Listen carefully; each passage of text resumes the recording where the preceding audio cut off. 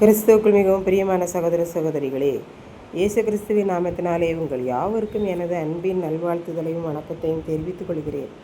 இன்றைய பகலின் குளிர்ச்சியான நாளின் தியான வசனம் எஸ்ரா 2ஆம் அதிகாரம் 68ஆம் வசனம். தேவனுடைய ஆலயத்தை அதன் ஸ்தானத்திலே எடுப்பிக்கும்படிக்கு அதற்காக மன உற்சாகமாய் காணிக்கைகளை கொடுத்தார்கள். பாபிலோன் ராஜாவாகிய நேபுகாத் நேச்சார் பாபிலோனுக்கு இஸ்ரவேல் மக்களை யூதர்களை அடிமைகளாக கொண்டு போனவர்களுக்குள்ளே சிறையிருப்பிலிருந்து எருசலேமுக்கும் யூதாவில் உள்ள தங்கள் பட்டணங்களுக்கும் திரும்பி வந்தார்கள்.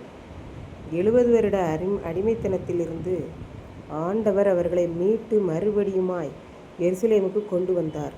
எந்த இடத்திலிருந்து அவர்கள் அடிமைகளாய் அழைத்து செல்லப்பட்டார்களோ அதே இடத்திற்கு மறுபடியும் வந்தார்கள் என்று நாம் பார்க்கின்றோம்.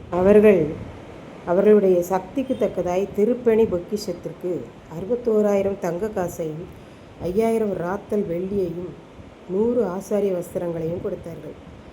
ஆலயம் கட்டுவதற்காக முன்கூட்டியே சேமிப்பு வைப்பதற்கு பேர்தான் பொக்கிஷம். அப்படி 61,000 தங்க காசுகள், 500 ராத்தல், கிட்டத்தட்ட 250 கிலோகிராம் வெள்ளியை அவர்கள் கொடுத்தார்கள். அந்த அளவுக்கு பாபிலோனில் அவர்கள் அடிமைகளாயிருந்தாலும் சோர்ந்து போகாமல் சம்பாதித்திருக்கிறார்கள், உழைத்திருக்கிறார்கள் என்று நாம் பார்க்கின்றோம். ஆசாரியர்கள், லேவியர், ஜனங்கள், பாடகர், வாசல் காவலாளர்கள் எல்லாரும் அவரவர் இருந்த பட்டணங்களில் போய் குடியேறினார்கள். அவரவர் இருந்த வீடுகளை செப்பனிட்டு இடிந்து விட்டதென்றால் புதியதாக கட்ட வேண்டும். இப்படி அவர்கள் கட்டி குடியேறினார்கள். எப்பொழுது குடியேற வேண்டுமானாலும் ஆயத்தமாக உழைத்து சேர்த்து வைத்து கொண்டு காத்திருந்திருக்கிறார்கள் என்று நாம் பார்க்கின்றோம்.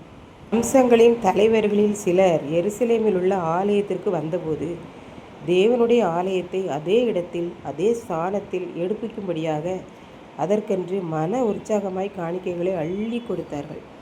தேவனுடைய ஆலயத்தை அதே இடத்தில் கட்டுவதற்கு அவர்கள் உழைப்பின் பலனை கொண்டு வந்து சந்தோஷமாய் கொடுத்தார்கள்.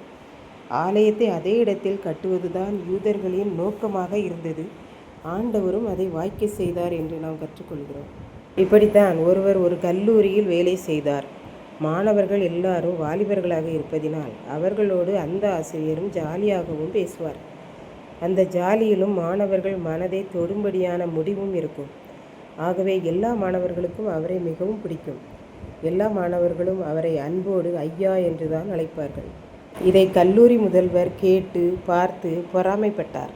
சமயம் வரும்போது அவர் செய்யாத குற்றத்தை செய்ததாக கூறி குற்றஞ்சாட்டப்பட்டு கல்லூரியை விட்டு பணியை விட்டு நீக்கிவிட்டார். இந்த மாணவர்கள் அதை கேட்டு வருத்தப்பட்டனர். அதன் பின்பு வந்த தேர்வில் மாணவர்கள் தேர்ச்சி குறைந்து விட்டது. அந்த ஐயா ஒரு குற்றமும் செய்யவில்லை என்பதும் மாணவர்கள் மூலம் நிரூபிக்கப்பட்டது. அதனால் அந்த ஐயாவை பணியில் சேர்த்து கொண்டது கல்லூரியின் நிர்வாகம்.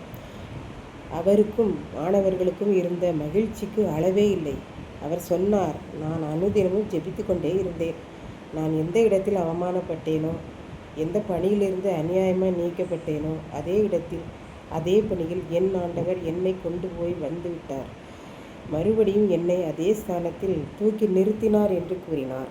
இதை கேட்டுக்கொண்டிருக்கும் எனக்கன்பானவர்களே, இன்றைக்கு நாமும் இந்த நிலையில் இருக்கிறோமா என்பதை சிந்தித்து பார்ப்போம். செய்யாமல் குற்றம் சாட்டப்படுகிறீர்களா? மற்றவர்கள் எப்போதும் பொறாமைப்படுகிறார்களா? கவலைப்படாதீர்கள். நம் ஆண்டவர் நம்மோடு கூட இருக்கிறார். யூத மக்கள் 70 ஆண்டுகள் அடிமைகளாக பாபிலோனில் இருந்திருக்கிறார்கள். ஆனாலும் சோர்ந்து போகாமல் அடிமைக்குரிய வேலைகளையெல்லாம் சரியாக செய்து மறுபடியும் அவர்கள் ஸ்தானத்திற்கு வரவும் தேவனுடைய ஆலயத்தை மறுபடியும் அதே ஸ்தானத்தில் எடுப்பிக்கப்படவும் அவர்கள் எப்பொழுதும் பணத்திலும் மற்ற காரியங்களிலும் மனதளவிலும் ஆயத்தமாக இருந்திருக்கிறார்கள். நாமும் ஆண்டவருடைய பணிக்கு எப்பொழுதும் ஆயத்தமாக இருப்போம். கர்த்தர் தாமே இந்த வார்த்தைகளை ஆசீர்வதிப்பாராக. ஆமென். ஜெபம். அன்பின் ஆண்டவரே, இந்த அருமையான நல்ல நாளுக்காக நன்றியோடு ஸ்தோத்திரிக்கிறேன். இப்பொழுதும் இந்த வார்த்தைகளை கேட்டுக்கொண்டிருக்கிற ஒவ்வொரு பிள்ளைகளும் அவர்களை பற்றி யாராவது பொறாமைப்பட்டாலும் சரி, எது நடந்தாலும் அதை பற்றி கவலைப்படாமல் எப்பொழுதும் உம்முடைய பணிகளுக்கு ஆயத்தமானவர்களாக காணப்பட உதவி செய்திருக்க வேண்டும் என்று துதிக்கிறோம். மீட்பர் இயேசு கிறிஸ்துவின் நாமத்திலே தாழ்மையோடு வேண்டிக் கொள்கிறேன் பிதாவே. ஆமென்.